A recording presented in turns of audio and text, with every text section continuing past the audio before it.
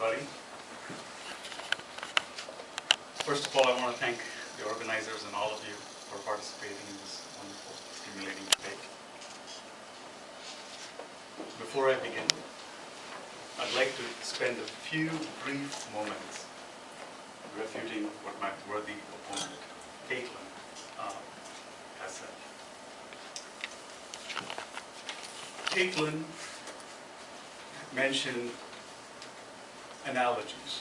Water, medicine, too much is not good, too little is not good.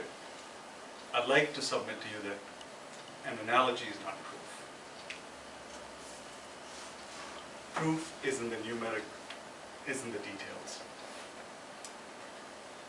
When she mentions things like overcrowding, what is overcrowding? What is really the rate of immigration today? Family-based immigration is at 226,000.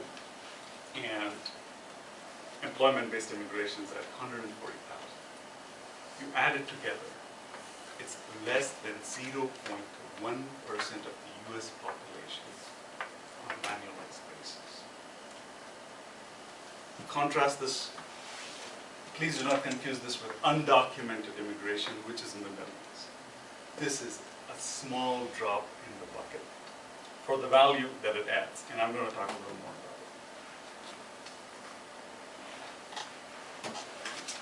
Just one other point of refutation is in terms of people overstaying their visas and breaking the law. There is no question enforcement of the law is necessary, and that is not what this resolution is debating. It is a little besides the point. Now, what I'll be talking about today is employment-based immigration and the non-immigrant temporary visa. I'll tell you what those are.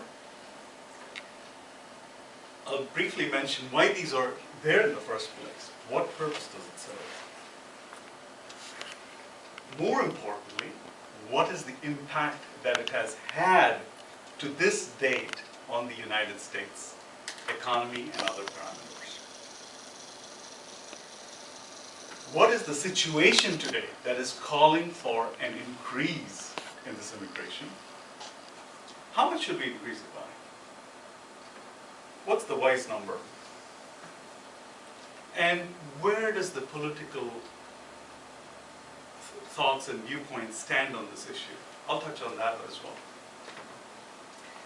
So first, the employment-based immigrant visa, in plain speak, it helps someone who is skilled in a certain vocation, typically a STEM vocation. A STEM is science, technology, engineering, mathematics, or in the healthcare professions, nursing, medicine, and stuff like that, to come seek employment here, go through a processing, and find permanent residency in the United States. The non-immigrant temporary visa is strictly non-immigrant. It cannot be converted to a permanent immigrant status. It's for seasonal workers and temporary workers that add value on a temporary basis. Now the limits on these, I'll go into the numbers in a little bit. With employment-based visas, the US is not doing anyone any favors. It needs this talent. It is out of self-interest that these are there. In the late 90s, Time magazine had an immigrant special, and at the end of the article it said, America needs immigrants as badly as immigrants need America. And I'll touch on some data there very soon. And we'll go into how much we need to increase it by. So, let's look at what immigrants have done to this day.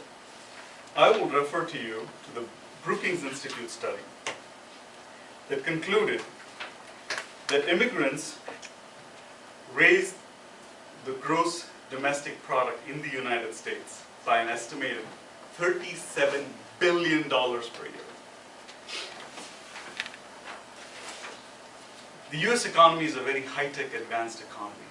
And the cradle of this economy is in Silicon Valley, at least one of the cradles.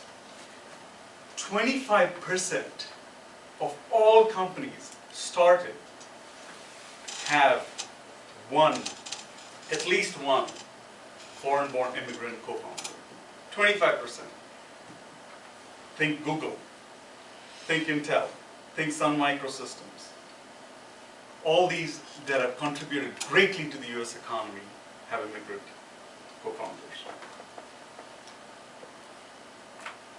In 2005, companies founded by immigrants produced $52 billion in sales and employed 450,000 workers. Nearly a quarter of the international patents, and patents is the lifeblood of an information advanced economy. A quarter filed in 2006, according to the Brookings Institute, were by foreign-born individuals, half of whom received the highest degree from the United States. 90% of Americans with at least a high school diploma see a wage increase because of the immigration policy. So it has an uplifting effect on the wages. So historically, there have been oversized, outsized contributions from skilled immigrants. The leading star there is Albert Einstein. He was a skilled immigrant. And think what contributions he made. 1/3 of the winners, for example, 1/3 of the winners of Nobel Prizes in the United States in medicine and physiology go to foreign-born immigrants. So Brookings Institute concluded that instead of crowding out native-born workers and depressing their wages, well-educated entrepreneurial immigrants do much to create and support employment for Americans. This is the Brookings Institute. Now, as we go more and more into an advanced economy, what happens today? The need for STEM skilled labor shoots up. What is the supply from the native-born American population coming through the universities? It is not even close to meeting the demand there is. So much so that Bill Gates seriously considered moving Microsoft to Vancouver because his lobbying with Congress to allow for more skilled immigration didn't have an effect. So to get talent, he wanted to move Microsoft to Vancouver. The company I work for, Cisco Systems, has gone to India in a big way. It's dual headquartered now, in search of talent, because we're not getting the talent. And I can tell you anecdotally, when I try to hire people, both in my previous job and this job, it is so hard to find this advanced talent that you're looking for here. And we have the limits today. We have a limit of 65,000 H-1B visas. Do you know how long it takes for that to fill up? 65,000 quota in 1 year? The first day it's filled up, it's oversubscribed. They go through a lottery. So hospitals that need them, scientific labs that need these skills, may get or may not get depending on how the lottery plays out, and they may get one. So that is the serious disparity we have between the supply and the demand.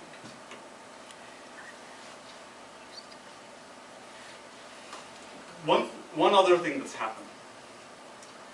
21 years ago when I came to this country, America was the only active town. It was go to America, there's no other options. If you're a graduate today in India or China, your native countries are booming. Australia can send you a green card by mail if you qualify by points. Canada does the same.